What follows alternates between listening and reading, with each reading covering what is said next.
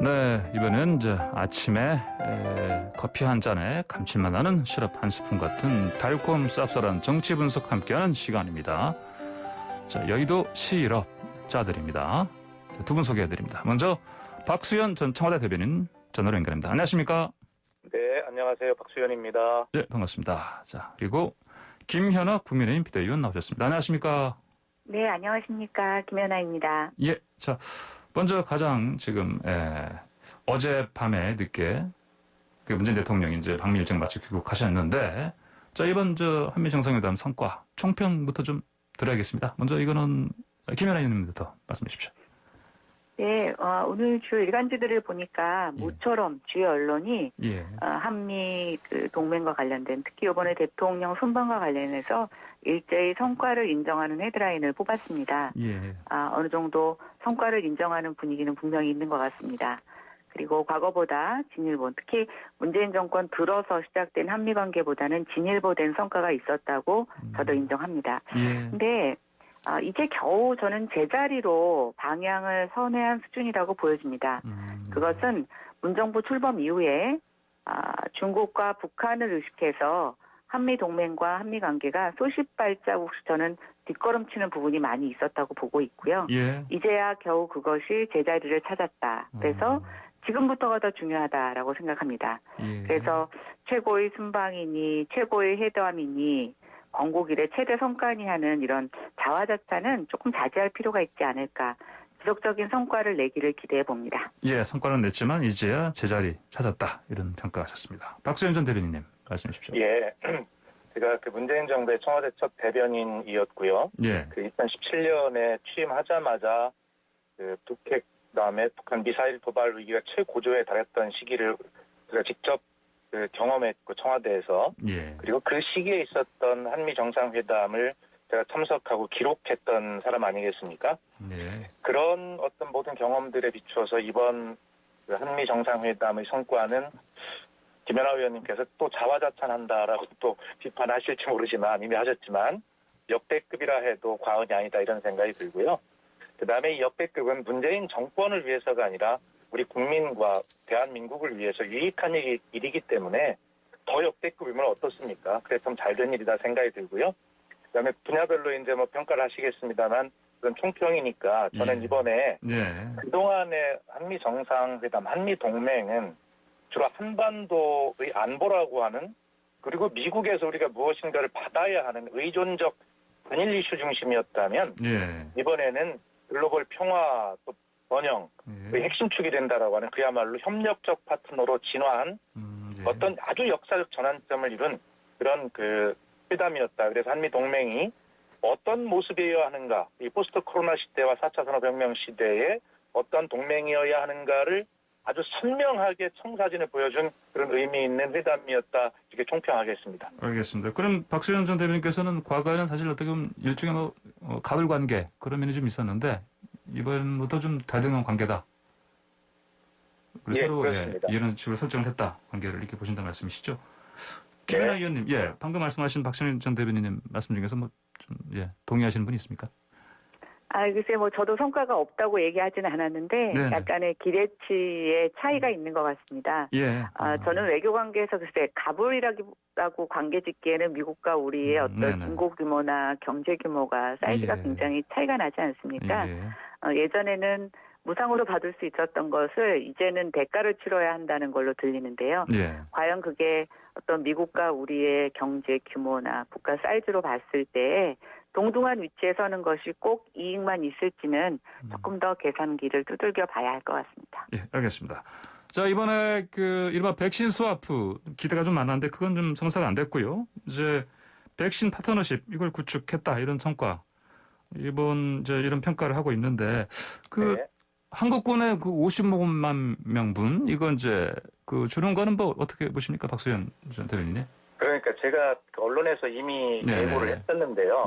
한미 정상회담이 끝나면 우리 야당을 중심으로 보수 언론은 왜 한미 스와프에 이르지 못했냐라고 하는 프레임으로 평가를 할 거다 이미 예상을 했거든요. 그런데 우리가 한미 스와프가 꼭 필요했던 상황인가요? 왜 그걸 전제로 이야기를 하는지 전 이해를 할 수 없습니다. 우리는 이미 1억 9,200만 회분의 백신을 확보하고 있고요. 그다음에 국민 1인당 2.7회에 접종할 수 있는 백신을 이미 계약했기 때문에 전 세계에 듀크 대학의 통계에 보면 전 세계에서 9번째로 많은 백신을 확보한 나라가 돼 있거든요. 그리고 방역에 성공한 선진국이기 때문에 어떤 미국에서부터 백신 지원을 받는다는 건 애초부터 불가능한 구상이죠. 그런데 왜 백신 스와프를 전제를 해놓고 필요 없는 스와프를 전제해놓고 왜 그것이 안 됐다라고 평가를 하는지 저는 이해를 할 수가 없고요. 다만 이번에 새로 된 것이 더 중요한 것이 뭐냐면 이 백신 글로벌 파트너십의 확립이라고 하는 것은요. 세계 1위의 백신 제조 국가와 세계 2위의 백신 생산 능력을 가진 대한민국이 협력을 한 것이거든요. 그리고 이것은 앞으로 코로나 팬데믹뿐만 아니라 새로운 감염병의 그 발생 창궐이라고 하는 것이 예상되는 측면에서 보면 전 지구적인 이 백신 공공재라고 하는 것의 확보와 확산, 배급이 훨씬 커졌다는 전 지구적 역량을 키운 그런 한미 간에 굉장히 중요한 의미를 갖거든요.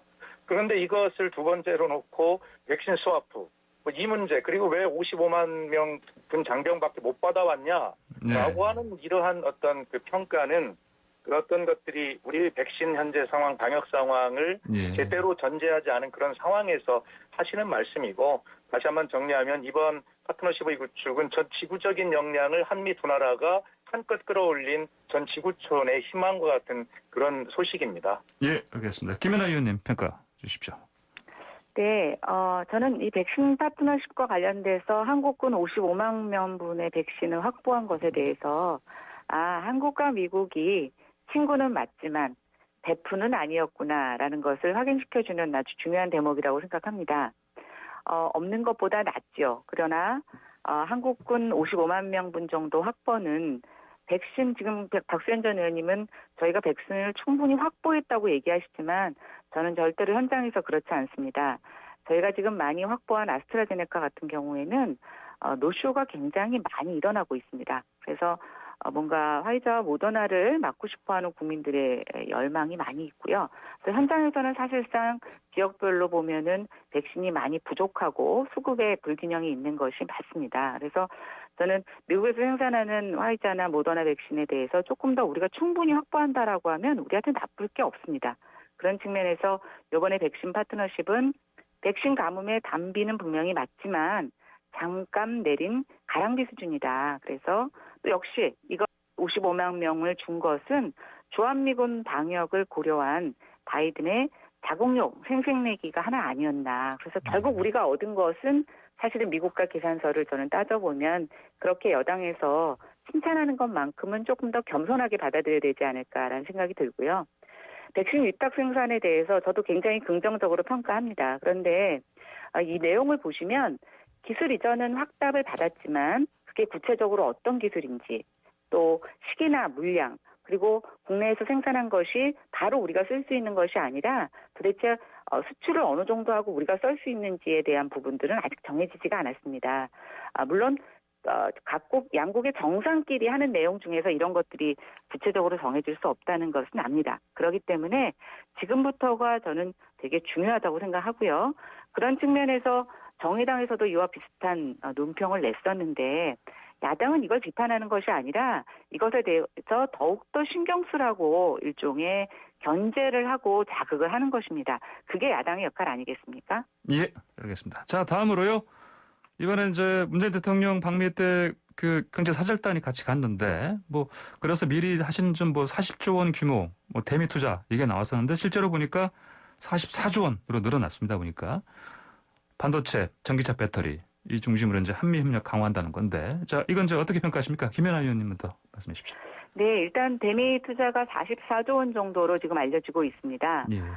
미국은 안정적인 반도체 공급망을 확보하는 성과를 기대할 수 있고 또 우리 한국 기업들은 새로운 시장 개척이라고 하는 성과를 기대할 수 있는 의미 있는 결정이었다고 보고 있습니다. 예. 그런데 이게 이제 투자라는 게 당장 성과가 나오는 것도 아니고요. 특히 이제 우리나라 기업들이 미국에 가서 여러 가지 시장 개척을 할 때 저는 지금 보여지는 장밋빛 전망보다는 여러 가지 걸림돌이 있을 수 있다고 생각이 됩니다.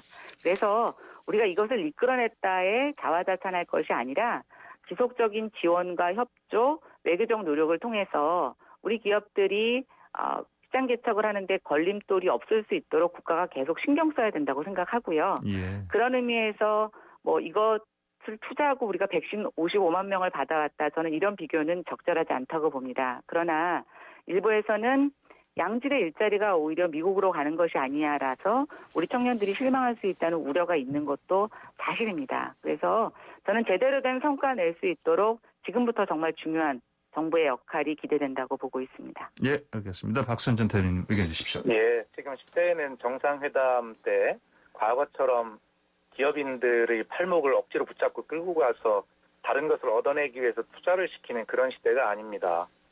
지금 우리나라의 글로벌 기업들이 이 글로벌 전체를 놓고 어떤 전략으로 가야 우리 기업도 유리하고 대한민국에 유리한 것인가라고 하는 것을 오랫동안 검토한 것이죠.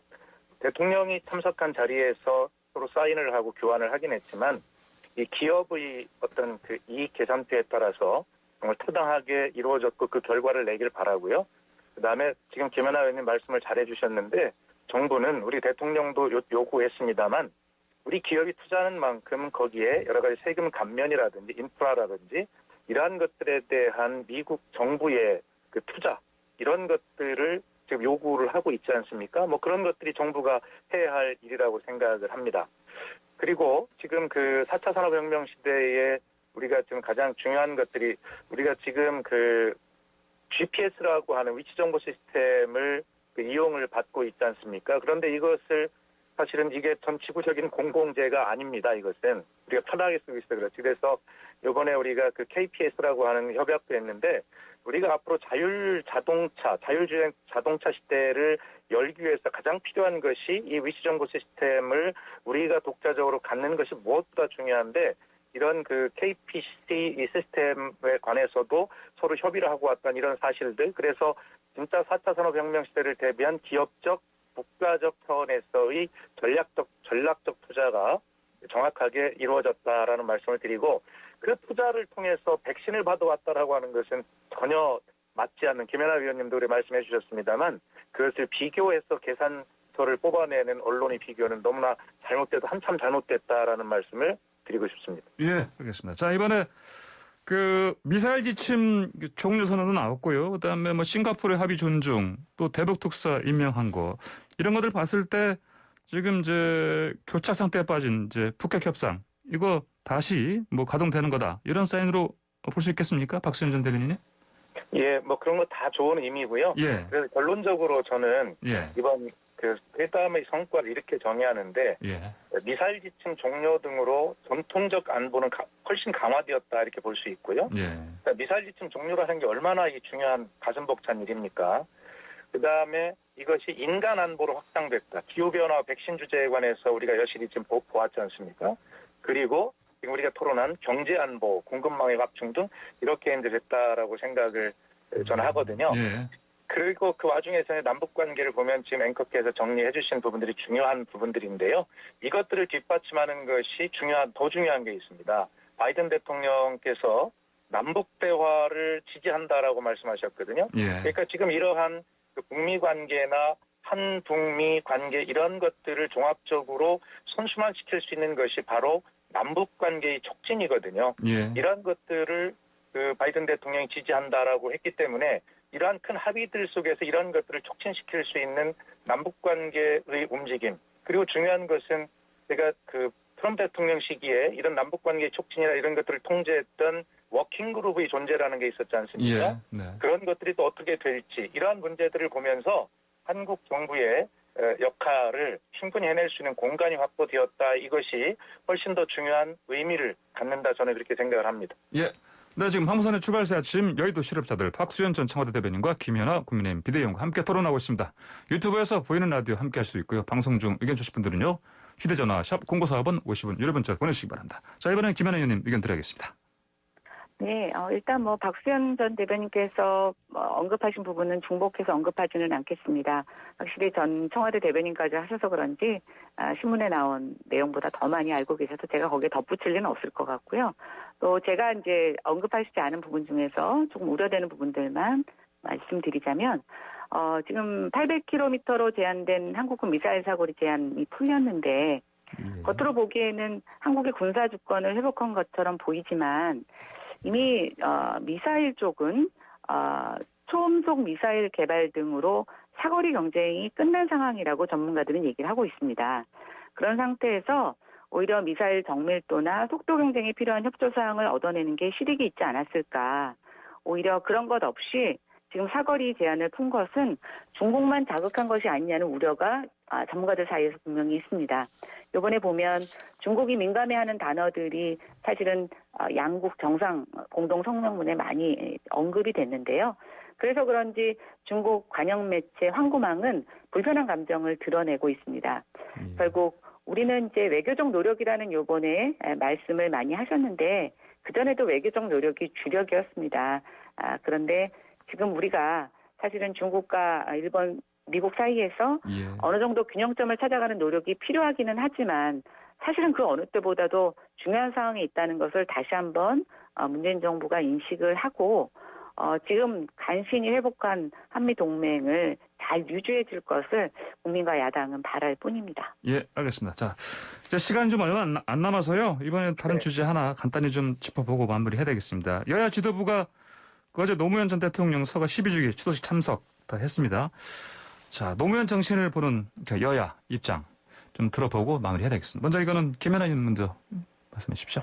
네, 저희가 전직 대통령들을 평가할 때 사실은 공도 있고 과도 있지 않습니까? 근데 우리가 정권이 바뀔 때마다 서로 다른 진영에 있는 대통령의 공은 축소하고 과를 부풀려면서 서로 정쟁을 했던 것을 저는 부인할 수 없다고 생각이 됩니다.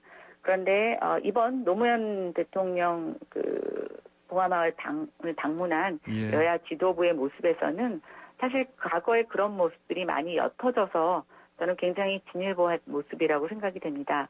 특히 야당에서는 노무현 대통령의 통합과 실용 정신을 많이 계승하고 싶다라는 것을 강조했는데요. 저는 이 부분이 사실은 지금 여야가 굉장히 극한 대립으로 갔던 지난 20대 국회와 21대 전반기 국회의 모습에서 한번 곱씹어 보아야 할 문제라고 생각을 합니다. 특히 지금 민주당은 노무현 정신을 계승했다고 하는 그런 캐치프레이즈를 걸고 시작한 정권입니다.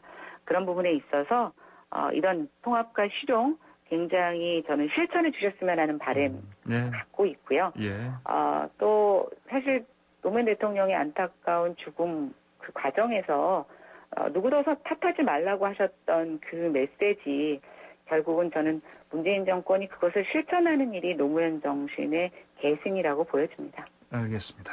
네, 이번에 박수현 전 대변인님. 네, 짧게 말씀을 드리면 미사일 주권과 관련한 김연아 의원님 말씀 한 말씀 더 붙이면요. 중국이 이 문제에 민감하게 생각했으면 이미 2017년에 사거리 800km로 했을 때 이미 민감하게 반응했을 문제고요. 중국은 여기에 전혀 관여하거나 관심 없다는 말씀 드리고 그것은 우리 주권입니다. 그리고 이것은 안보 관련이 아니라요. 그걸 넘어서 우리가 우주로 진출하기 위한 고체 연료 사용을 확보나 이런 것들과 관련해서 논평을 좀 잘 봐주시길 바라고 의미를 보여주셨으면 좋겠습니다. 그리고 노무현 정신과 관련해서 저희는 사람 사는 세상을 이야기했고 그것을 만들기 위한 국민의 눈높이에 민주당의 높이가 맞아야 되는데 그걸 하지 못해서 많이 혼이 났습니다. 국민의 눈높이에 있는 것이 아니라 국민의 가슴과 심장 속에 그 눈높이가 있다고 생각을 합니다. 그런 국민의 눈높이에 맞추기 위해서는 민주당이 더 허리를 숙여서 기울여서 국민의 가슴과 심장에 귀를 대야 한다고 생각합니다. 그런 자세로 야당과 협치하면서 국민의 가슴에 귀를 대는 그러한 자세로 노무현 정신을 실천해 나가고자 합니다. 예, 알겠습니다. 오늘의 여의도 실업자들 여기까지 말씀 듣고요. 마무리하겠습니다. 두 분 말씀 감사합니다. 네, 감사합니다. 네, 지금까지 김연아 국민의힘 비대위원 박수현 전 청와대 대변인과 함께했습니다.